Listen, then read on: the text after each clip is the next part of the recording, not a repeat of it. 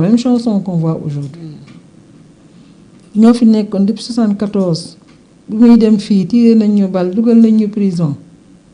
mais moi j'ai pas connu l'opposant j'ai connu l'homme d'État donc je n'avais pas la même approche un exemple par un ami vraiment un ami il faut que je le cite, Samuel Sarr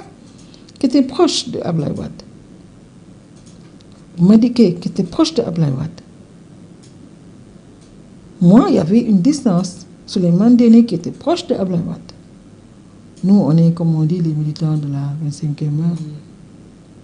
mais Ablaye Wade nous mettait à l'aise et Ablaye Wade me considérait vraiment comme sa fille il avait beaucoup d'estime pour moi et j'ai appris à le connaître j'ai appris au fil du temps à le connaître à me libérer parce qu'au début il y avait cette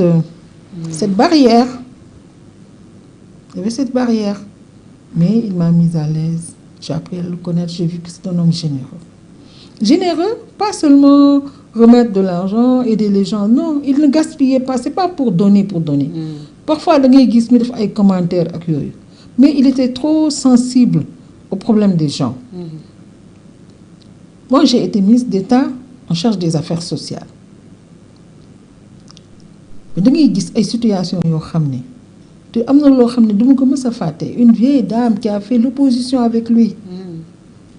il n'avait plus de ses nouvelles parce que xam nga accès président dafa métti mais femme bi fexe na ba gis benn nit kooku ne ko demal ci Innocence Ntap ñu indi ko sama bureau elle m'a donné une photo de Wade bu yàgg mi ngi taxaw elle avait fait la prison may dem séance travail nii rek on voyait Wade tous les jours à 11h quand tu es dans le cabinet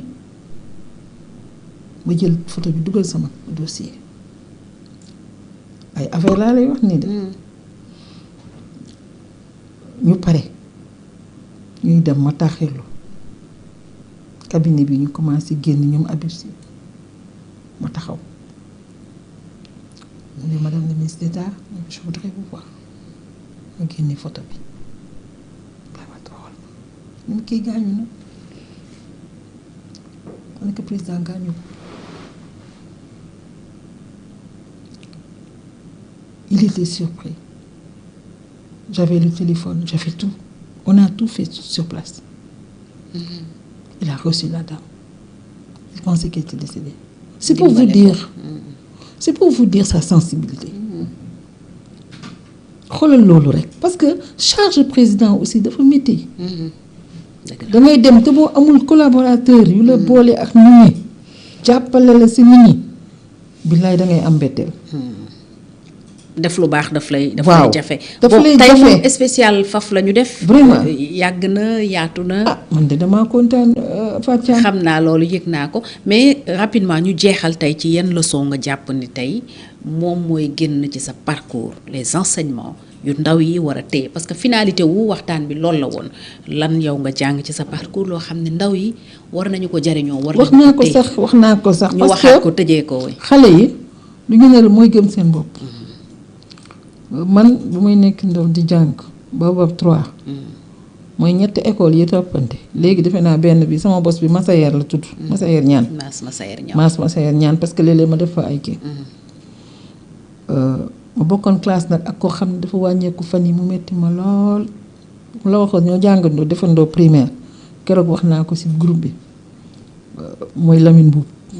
oui l'ancien international. Lamine Boub ñoo bokkoon classe primaire laa wax de waxuma lycée ñëpp ko jaale président ba ñu xaritam la woon. billaay ku baax. muy romb sama buntu kër. bu rombee taxaw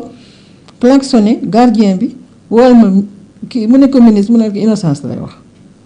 bu insister ku nekk noo tudd mu ne fii doo ma laaj carte d'identité di ma laaj sama tur wal ma ko mu génn bu ma yéexee mu génn dugg ci kër gi dama la jaar rek gis la ziar la ñibbi. ku baax papaam tamit noonu la baaxee woon tonton Guidambert parce que ñun bu ma nee primaire xam nga ñun duñu fàtte xale du fàtte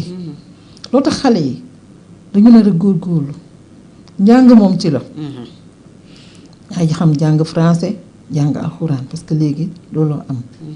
da ngay aay si bu ne c'est important parce que pratique religieuse bi aussi dafa baax li ñu gis jamono bii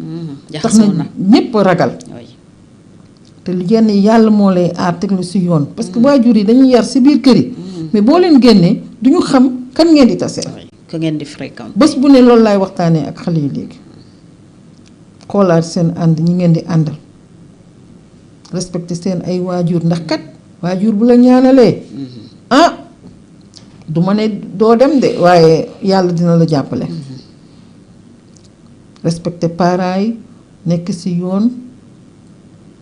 particulier bu leen ko bàyyi ak aussi ngeen xool àdduna mi nu muy doxee il faut se cultiver s'intéresser à son pays à ce qui se passe à son pays et ailleurs aussi bu mën a am influence ci sa dëkk tey ñu ngi nii guerre bi Iran est-ce que xool ngeen impact bi mu nar a am fii Sénégal looloo tax sax bi ñuy wax pétrole man mu jaaxal ma parce que pétrole yi négociation yi nii les coûts vont changer donc moment bi ñu defee lii sax baaxul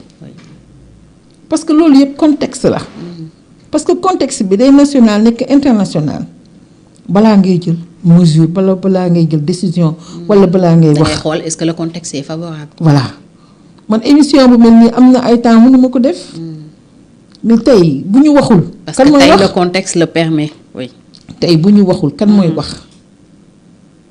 weeru jigéen ñi foog ma nuyu jigéen ñi. ne leen maa ngi fi. waaw moo tax sax ñu def spécial. mois de mars moom du ma ko bàyyi mu dem. daaw États-Unis la ma fekk mais ren dama ne damay toog fii. waxtaan ak jigéenu Sénégal ñu xam ne aussi am nañ seen rôle. donc les jeunes filles man je travaille avec les jeunes filles dans les matières scientifiques plus de presque 5 ans maa ngi nekk seen marraine à Ziguinchor. di leen di jàppale joxe ay ordinateur joxe ay conseils. éviter pour que les grossesses là en milieu scolaire loolu di jàppale ci état civil bi parce que Ziguinchor dafa jege Bissau guerre bi ak yooyu yëpp dafa am impact donc jaar-jaar bi loolu li lay jàppale mooy nga am volonté bañ a teg lépp ci ressource awma xaalis bi awma kii ban bi may dem Ziguinchor dañ ma doon may paas mais dama amoon volonté damay taxaw dem sama benn tonton dama bëgg a jël bateau bi mais awma bii parce que boobu comme sama yaay bëggul may dem dañu may fermer mais dama daan dem mais lu ma jural tey bi may dem ci Abdou Diouf de moo gën a kontaan ba ñëwal ma mais bàyyiwu ma mais sama papa daf ma jàppale woon gën mu xam ne kii buñ ko jàppalee mën na am donc yéen da ngeen di gëm loolu xam ne ñun tey fi ñu jaar ba yegg si fii bépp doomu Sénégalais mën na fa yegg amul am naa awma waaw yàllaay dimbali ñëpp donc man conseil boobu daal gëm sa bopp ba pare tegu ci yoon parce que boo tegul ci yoon moom dara du la fa fekk boo tegoo ci yoon yàlla mën na la dimbali ba nga tekki jàppale say waajur parce que loolu la ñuy seet c'est pas être ministre loolu kii la rek fonction la rek booy am oui. pour jàppale sa réew liggéey à haut niveau loolu moo lay jàppale bu paree yaa ngi nekk citoyen normal di dox say soxla boo mënee jàppale réew mi ci conseil waaw man nag liggéey naa ak jigéen yu bëri mu ngi nii amicale des femmes bu Bolloré mooy seen marraine mooy AGEL tey AGEL la tudd amicale des femmes de la caisse de sécurité sociale mooy seen marraine ñoom nee nañu à vie amicale des femmes de l'IPRES mooy seen marraine ministère du travail mi ngi nii maa fa créé amicale bi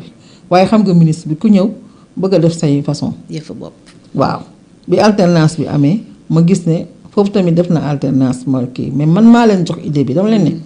comme ñoom ñi ngi door a am ministre du travail bu jigéen et c'était inédit dañu samp benn kii waaw amicale yépp samay kii lañ ñu tuddee ma kii bi IPRES bu centre médico-social bi boo demee ñi ngi def sama tur maa ko inauguré caisse sécurité sociale bu nekk Point E IPRES bi nekk Point E maa def pose première pierre bi man nag moo di giro pacte de stabilité pétrole gaz. man mii maa ko négocié maa ko signé. le premier pacte bu Sénégal am avant pacte de stabilité yi di ñëw. donc yooyu yëpp. day wane ne bàyyiwuñu dara. ñu ngi ci jigéen ñi ñu ngi ci ndaw yi di jàppale lu ñu mën di jàppale aussi état ci conseil man tàyyiwuma ci état di conseil. même nii bu ma gisee loo xam ne demul maa ngi lay wax sànq ci meeting bi dama ci wax. kenn du ma dégg nag ci rajo yi. mais jaar naa ci canal bu tax ma ne lii baaxul. la preuve bi ñu ko defee li ci topp yëpp. gis ba nañ ko léegi ñoo ngi ci donc coow lu dul ci. voilà parce que aussi dalal réew mi aussi dafa nañ ko soxla. loolu daal nañu góorgóorlu lu ñu mën. waaw ma ci ñaan nag sama sœur muy Mimi Touré. jigéen day defar. jël na mission bi gis na lu mu jur waaye il n'est jamais trop tard pour bien faire dañu jéem a seet daal nu ñuy dalalee réew mi jàmm. dëkk bi jàmm dellu si waat Sénégal nekk ci jàmm. waaw ci la ñuy jeexale c'est le xaalis mot de la bi ñëw. fin.